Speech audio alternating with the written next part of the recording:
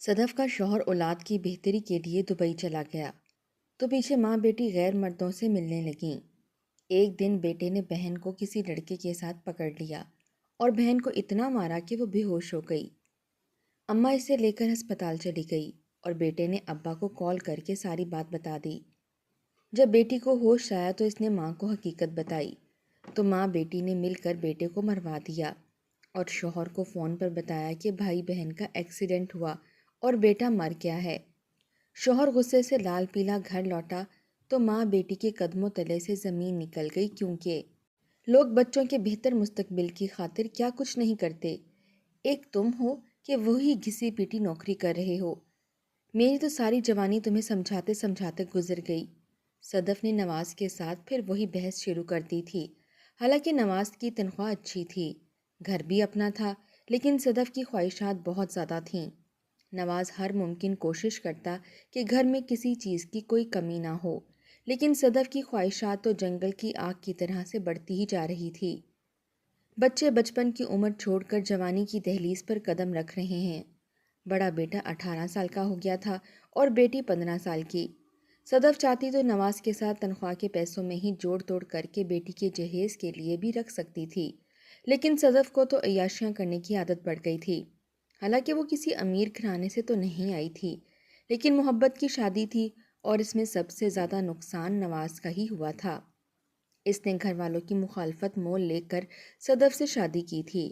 نوکری اچھی تھی، اس لیے اس نے شروع سے ہی علیحدہ گھر لے لیا۔ شروع میں صدف کے خوب ناز نخرے اٹھائے، لیکن وہ تو جیسے ان سب باتوں کو اپنا حق سمجھنے لگی تھی۔ پہلا بیٹا ہوا تو صدف نے یہی سمجھا کہ اس نے کوئی احسان کر دیا ہے نواز پر۔ اس نے تو گھر کے ہر کام کو ہاتھ لگانا ہی چھوڑ دیا۔ نواز نے گھر کے کاموں کے لیے ملازمہ رکھ کر دے دی تو اب گھنٹوں میں بس وہ ایک کھانا ہی بناتی تھی اور اس پر بھی وہ احسان جتاتی تھی، یہاں تک کہ بیٹے کو سنبھالنے کے لیے بھی ایک 12 سالہ بچی کو رکھا تھا۔ پورا دن صدف اس بچی پر حکم چلاتی رہتی، بچے کو تو وہ ہاتھ بھی نہیں لگاتی تھی۔ دودھ پلانے نہلانے کی ذمہ داری بھی اس 12 سالہ بچی پر تھی۔ نواز گھر پہنچتا تو صدف کے رونے پیٹنے شروع ہو جاتے تھے، شکوے شکایتیں کہ پورا دن وہ اس کا گھر سنبھالتے سنبھالتے تھک جاتی ہے۔ نواز کا بیٹا رات کو جاگنے کا عادی تھا، لیکن ماں اپنے بچے کے ایسے نخرے نہیں اٹھاتی تھی۔ رات کو نواز کے حوالے کر دیتی کہ پورا دن میں اس بچے کو سنبھال سنبھال کر تھک جاتی ہوں، اس لیے رات کو میں سکون سے سونا چاہتی ہوں۔ نواز بیچارہ پورا دن آفس سے سر کھپا کر گھر پہنچتا تھا۔ رات کا کھانا بھی صدف کے شکوے شکایتوں کو سنتے ہوئے ہی کھاتا تھا اور رات کو بیٹے کو سنبھالنے کی ذمہ داری بھی اسی کی تھی۔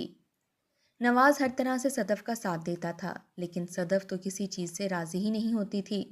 پہلے گرمی کا رونا روتی رہی کہ کمرے میں اے سی ہونا چاہیے، حالانکہ متوسط گھرانے کی وہ رہنے والی تھی۔ میکے میں تو کمرہ تک اسے نصیب نہ تھا، صحن میں چارپائی ڈالے ساری بہنیں سوتی تھیں۔ نواز انہی کے محلے کا رہائشی تھا۔ آتے جاتے صدف سے نظریں چار ہو گئیں۔ صدف کی تو جیسے قسمت کھل گئی تھی، یہاں تک کہ اپنے والدین سے قطع تعلق ہی کر لیا تھا۔ صدف کی طرف نہ تو اس کی کوئی نند آتی تھی اور نہ ہی ساس سسر، بس نواز جب دل چاہتا تھا تو اپنے والدین سے ملنے چلا جاتا۔ صدف نے خود بھی کوشش نہیں کی تھی کہ سسرال والوں سے اچھے تعلقات بنا کر رکھتی۔ بیٹا 3 سال کا تھا کہ جب بیٹی ہو گئی، اب اس نے تو کھانا بنانا بھی چھوڑ دیا۔ اس کے لیے بھی اس نے ملازمہ رکھ لی تھی۔ پورا دن وہ بس فارغ ہی بیٹھی رہتی تھی، لیکن جیسے ہی نواز کے آنے کا وقت ہوتا، اپنا سر باندھے ہائے ہائے شروع کر دیتی۔ وہ بیچارہ آفس سے تھکا ہارا آتا، گھر پہنچتا تو بیوی کی ڈرامے بازیاں دیکھنے کو ملتی تھیں۔ نواز نے اپنی زندگی کے ساتھ سمجھوتا کر لیا تھا۔ وقت آگے بڑھنے لگا، بیٹا یونیورسٹی میں آ گیا تھا، 18 سال کا تھا، بیٹی 15 سال کی تھی، لیکن صدف کی جیسے ہی تربیت پائی تھی۔ 15 سال میں بھی شام ہوتے ہی نیا جوڑا پہنتی، ہلکا ہلکا میک اپ کرتی، بالوں کو کھلا چھوڑ کر دروازے پر جا کر کھڑی ہو جاتی، آتے جاتے لڑکوں کو دیکھ کر مسکراتی۔ ماں باپ کی محبت کے قصے اس نے اپنی ماں کے منہ سے سنے تھے۔ کم عمر تھی، اس لیے سمجھتی تھی کہ اسے بھی باپ کی طرح کوئی کاٹھ کا الو مل جائے گا، لیکن ایسا ہوا نہیں، کیونکہ اب نواز جب بھی آفس سے واپس آتا تو بیٹی کو جب بھی مین گیٹ پر یوں کھڑے دیکھتا تو اس پر غصہ کرنے لگتا۔ ابھی وہ 15 سال کی تھی، اس لیے باپ سے ڈرتی تھی، فوراً گھر کے اندر آ جاتی۔ صدف سر باندھے بیٹھی ہوتی، نواز کہتا کہ اس کا مین گیٹ پر کھڑے ہونے کا کیا کام ہے؟ تم ماں ہو، اسے سمجھاتی کیوں نہیں؟ آج کل کا ماحول نہیں دیکھتی کیا ہو چکا ہے؟ شریف گھروں کی لڑکیاں یوں دروازوں پر کھڑی نہیں ہوتی۔ لیکن صدف کے تو جواب ہی نرالے تھے۔ کہنے لگی بھول گئے، تم نے بھی تو مجھے دروازے پر ہی دیکھا تھا اور مجھ پر لٹو ہو گئے تھے۔ صدف کا جواب سن کر نواز تو اپنے بچوں کے سامنے نظریں اٹھانے کے قابل نہیں رہا تھا۔ اب اسے کیا بتاتا کہ اس وقت کو وہ روز کوستا تھا۔ کاش کہ اپنے موز اور جذبوں کو اس وقت قابو میں رکھا ہوتا تو آج یہ وقت دیکھنا نصیب نہ ہوتا۔ محبت کی شادی کر کے جو حال اس کا ہو چکا تھا، شادی سے ہی توبہ کرنے کو جی چاہتا تھا۔ بیٹی کچھ بڑی ہوئی تو صدف نے کہنا شروع کر دیا کہ کب تک اسی نوکری کے چکر میں پڑے رہو گے؟ ارے بیرون ملک جاؤ، اچھی نوکری ملے گی تو پیسے بھی ڈالر میں ملیں گے۔ ابھی سے کمانا شروع کرو گے تو جب تک بیٹی کی شادی کی عمر ہوگی اچھا جہیز بن جائے گا، ورنہ کیا 2 جوڑوں میں رخصت کرنے کا ارادہ ہے بیٹی کو؟ نواز اسے کہتا کہ تم گھر کے خرچوں پر کنٹرول کیوں نہیں کرتی؟ ہر کام کے لیے ملازمہ ہے۔ روبی سے کہو کہ تمہارا ہاتھ بٹایا کرے، کچھ گھر کے کام میں توجہ دیا کرے۔ پڑھائی میں بھی وہ کچھ خاص اچھی نہیں ہے، آئے دن اسکول سے اس کی شکایتیں آتی ہیں۔ لیکن صدف کو تو اس سے پرواہ نہ تھی۔ کہنے لگی تو جب تم اس سے ٹیوشن ہی نہیں پڑھاؤ گے تو وہ کیا تمہیں پڑھ کر دکھائے گی؟ آج کل کے بچے بغیر ٹیوشن کے کچھ نہیں پڑھ سکتے۔ صدف تو ہر بات کا الزام نواز کو دے کر بریل ذمہ ہو جاتی تھی۔ بیٹا البتہ ماں کے مزاج سے اچھی طرح واقف تھا۔ اسے اپنی والدہ کی حرکتیں اچھی نہیں لگتی تھیں۔ اکثر وہ یہی کہتا کہ پورا دن تو آپ ٹھیک ٹھاک رہتی ہیں، جیسے ہی بابا کے گھر آنے کا وقت ہوتا ہے آپ سر باندھ کر بیٹھ جاتی ہیں۔ بیٹے کے منہ سے یہ سب سن کے صدف نے اسے گھور کر دیکھا تھا۔ بیٹا ماں کے مزاج سے اچھی طرح واقف تھا، اس لیے اپنی ماں کو اچھا سمجھتا بھی نہ تھا۔ ایک بار وہ یوں ہی یونیورسٹی سے واپس آ رہا تھا جب اس نے اپنی 14 سالہ بہن کو دروازے پر کھڑے سامنے گھر کے لڑکے کو اشارے کرتے دیکھا۔ فائز کا تو غصے سے برا حال تھا۔ روبی کی جیسے ہی فائز پر نظر پڑی تو اس کی رنگت پھیکی ہوئی تھی، فوراً سے گھر کے اندر آ گئی۔ صدف صحن میں ہی بیٹھی تھی، اس نے آ کر ماں سے کہنا شروع کر دیا، اماں بھائی نے مجھے دیکھ لیا ہے، دیکھنا گھر آتے ہی مجھے نہیں چھوڑے گا۔ صدف کہنے لگی تو کمرے میں جا، میں سب سنبھال لوں گی۔ ایک تو یہ باپ بیٹا نہ جانے کیوں دکیانوس ہی بن جاتے ہیں۔ صدف کو بھی یہی لگتا تھا کہ جیسے اس نے نواز کو بہلا پھسلا کر اپنی زندگی عیش میں گزاری ہے، بیٹی بھی یوں ہی گزار لے گی۔ فائز بڑے غصے سے گھر میں داخل ہوا تھا، کہنے لگا کہاں ہے یہ روبی کی بچی؟ آج میں اس کی ٹانگیں توڑ دوں گا۔ بابا نے بھی اسے منع کیا ہے لیکن یہ باز نہیں آتی۔ اپنی عمر دیکھے اور اپنے کام دیکھے۔ صدف نے بیٹے کو غصے میں دیکھا تو کہنے لگی تمہیں شرم نہیں آتی چھوٹی بہن کو یوں کہتے ہوئے؟ ارے وہ تو دیکھنے گئی تھی سبزی والا آیا ہے کہ نہیں، روز ہی آ کر نکل جاتا ہے، پتہ ہی نہیں چلتا۔ صدف نے بہانہ بنایا تھا۔ فائز کہنے لگا آپ کو جو سبزی منگوانی ہوتی ہے مجھ سے منگوایا کریں، اگر روبی مجھے آج کے بعد دروازے کے پاس نظر آئی تو خیر نہیں اس کی۔ صدف کہنے لگی اچھا میں اسے سمجھا دوں گی، اب یہ بات اپنے باپ سے نہ کہہ دینا، ایک تو تم دونوں باپ بیٹا میری بچی کے پیچھے ہی پڑ جاتے ہو۔ فائز نے نواز سے اس معاملے میں کچھ نہیں کہا تھا۔ انہی دنوں نواز کی اپنی دوست سے بات ہوئی، وہ دبئی سے آیا تھا اور وہاں اچھی خاصی نوکری کرتا تھا۔ نواز نے گھر پر اس کے کھانے کی دعوت کر دی۔ کھانے کے دوران وہ دبئی کی ہی باتیں کرتا رہا، سب اس سے بہت متاثر ہوئے۔ کہنے لگی بھائی صاحب ایسا کریں نواز کو بھی ساتھ دبئی لے جائیں، ہمارے گھر کے حالات بھی اچھے ہو جائیں گے۔ وہ کہنے لگا کہ نواز اگر تم کہو تو میں تمہاری نوکری کا بندوبست کر دیتا ہوں، ارے تم تو مجھ سے بھی زیادہ اچھی پوسٹ پر فائز ہو، اگر یہی پوسٹ تمہیں دبئی میں مل جائے تو مہینے کے کئی لاکھ کما سکتے ہو۔ یہ سن کر صدف کی تو آنکھیں پھٹی کی پھٹی رہ گئی تھیں، کہنے لگی ہاں بھائی صاحب آپ نواز کی نوکری کا بندوبست کریں، ارے اسے تو فکر نہیں ہے، بچی جوان ہو رہی ہے، میں اسی فکر میں گھلتی چلی جا رہی ہوں، اس کی قلیل تنخواہ میں تو گھر کا خرچہ بامشکل ہی پورا ہوتا ہے، آپ اس کی نوکری کا بندوبست کریں۔ نواز بیچارہ دوست کے سامنے کیا کہتا، اس لیے خاموش ہو گیا۔ نواز کے دوست نے بھی بہت جلد اس کی نوکری کا انتظام کر دیا تھا۔ جس دن نواز نے دبئی جانا تھا اس کا دل بے حد اداس تھا، اپنی بیوی بچیوں سے وہ اب تک کبھی دور نہیں گیا تھا، لیکن صدف بے حد خوش تھی، کہنے لگی یہ نہ ہو کہ تم خالی نوکری پر ہی اکتفا کر لو، وقت بچ جائے تو پارٹ ٹائم جاب بھی کر لینا، مجھے تو بس اب اپنی بچی کا جہیز بنانا ہے، ہر چیز اسے دبئی کی دینی ہے، پاکستانی لوکل چیزیں نہیں دینی، میں نے اپنی بیٹی کو جہیز میں۔ سن رہے ہیں نا نواز؟ بیچارہ کیا کہتا، کہنے لگا ہاں ہاں، لاکھوں بھیجوں گا تمہیں، وہاں سے جہیز بنا لینا جو تم نے بنانا ہے، لیکن دیکھو فضول خرچی مت کرنا، بڑی محنت لگتی ہے ایک ایک پائی کمانے میں، مرد کا خون خشک ہو جاتا ہے، پھر جا کے گھر کا چولہا جلتا ہے۔ لیکن صدف کو نواز کی باتوں کی پرواہ نہ تھی۔ دبئی جاتے ہی نواز کی نوکری ایک اچھی جگہ پر لگ چکی تھی، وہ بہت خوش تھا۔ 3 دن بعد ہی فون کر کے صدف کو بتایا۔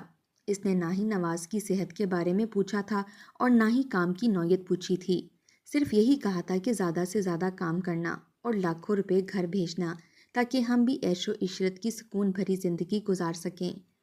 وہیں دوسری جانب روبی کو باپ کے جانے کی 2 طرح سے خوشی تھی۔ ایک تو یہ کہ باپ دوسرے ملک سے ہمارے لیے لاکھوں روپے بھیجے گا اور وہ خوب عیش کرے گی، جبکہ وہیں دوسری جانب اسے یہ بھی آزادی تھی کہ چلو اچھا ہے باپ دوسرے ملک چلا گیا ہے، اب کم از کم وہ اپنی آزادی سے جو دل چاہے وہ کر سکے گی۔ دونوں ماں بیٹی یہ سوچ سوچ کر خوش تھیں، کیونکہ اب سر سے نواز کا سایہ ہٹ چکا تھا۔ رہی بات فائز کی تو اسے تو ویسے ہی وہ دونوں کسی خاطر میں نہیں لاتی تھیں۔ ایک روز جب روبی اسکول گئی تو واپسی پر اس نے کافی دیر کر دی تھی۔ فائز یونیورسٹی سے واپس گھر آیا تو گھر میں بالکل خاموشی چھائی تھی۔ ملازمہ اپنے اپنے کاموں میں لگی تھی اور صدف نہ جانے کس کے ساتھ موبائل پر باتوں میں لگی تھی۔ پہلے تو فائز نے سمجھا کہ ہو سکتا ہے وہ ابا سے بات کر رہی ہو، اس لیے وہ بھی دروازے پر بغیر دستک دیے اپنی امی کے کمرے میں چلا گیا تاکہ وہ بھی اپنے ابو سے بات کر سکے، مگر جیسے ہی اس نے دروازہ کھولا تو سامنے اس کی ماں ڈریسنگ ٹیبل کے سامنے کھڑی ویڈیو کال پر کسی سے باتوں میں مشغول تھی۔ وہ ہنس ہنس کر باتیں کر رہی تھی۔ جب فائز نے دیکھا تو ماتھے پر بل پڑ چکے تھے، کیونکہ اسے ہلکا سا جو موبائل میں عکس نظر آیا تھا وہ اس کے والد سے مشابہت نہیں رکھتا تھا۔ اسی پر صدف نے فوراً ہاتھ کے اشارے سے فائز کو دروازہ بند کرنے کا کہا۔ فائز کئی وسوسوں میں ڈوبا ہوا دروازہ بند کر چکا تھا۔ کھانا اس کے سامنے پڑا تھا اور ٹھنڈا ہو چکا تھا۔ گھر میں نظر دوڑائی تو اس کی بہن بھی اسے کہیں نظر نہیں آ رہی تھی۔ کچھ دیر بعد صدف کمرے سے باہر نکلی تو کہنے لگی، یہ کیا طریقہ ہے فائز؟ کیا تم دروازے پر دستک دے کر اجازت لے کر کمرے میں نہیں آ سکتے تھے؟ یہ سن کر فائز نے ایک کڑی نظر اپنی ماں پر ڈالی اور کہنے لگا کہ آپ کس سے فون پر بات کر رہی تھیں؟ یہ سن کر صدف تو ہتے سے اکھڑ چکی تھی، کہنے لگی کہ بیٹا جی، آج تک میں نے تم سے پوچھا کہ تم کس سے باتیں کرتے ہو آدھی آدھی رات تک موبائل پر، کس ماں کے ساتھ لگے رہتے ہو؟ پھر تم کون ہوتے ہو مجھ سے یہ سوال کرنے والے؟ میں اپنی ایک سہیلی سے بات کر رہی تھی، آج تو میں نے تمہیں بتا دیا، مگر آئندہ کے بعد مجھ سے کوئی بھی اس طرح کا سوال کرنے کی کوشش مت کرنا۔ فائز کی زبان کو تالا لگ چکا تھا، وہ جانتا تھا کہ وہ اسکرین میں نظر آنے والا چہرہ ہرگز کسی لڑکی کا نہ تھا، مگر اس کے باوجود وہ چپ ہو چکا تھا۔ کھانا تو اس کے حلق سے نیچے اتر ہی نہیں رہا تھا۔ پھر کچھ سوچتے ہوئے کہنے لگا کہ روبی کہاں ہے؟ وہ ابھی تک کہیں نظر نہیں آ رہی۔ صدف فوراً بات کو ٹالتے ہوئے کہنے لگی، یہ تو مجھے بھی نہیں پتا، کل بتا رہی تھی کہ اس کا ٹیسٹ ہے، شاید اسی لیے تیاری میں لگ گئی ہوگی۔ وہ ابھی یہی باتیں کر ہی رہے تھے کہ تبھی روبی گھر میں داخل ہوئی۔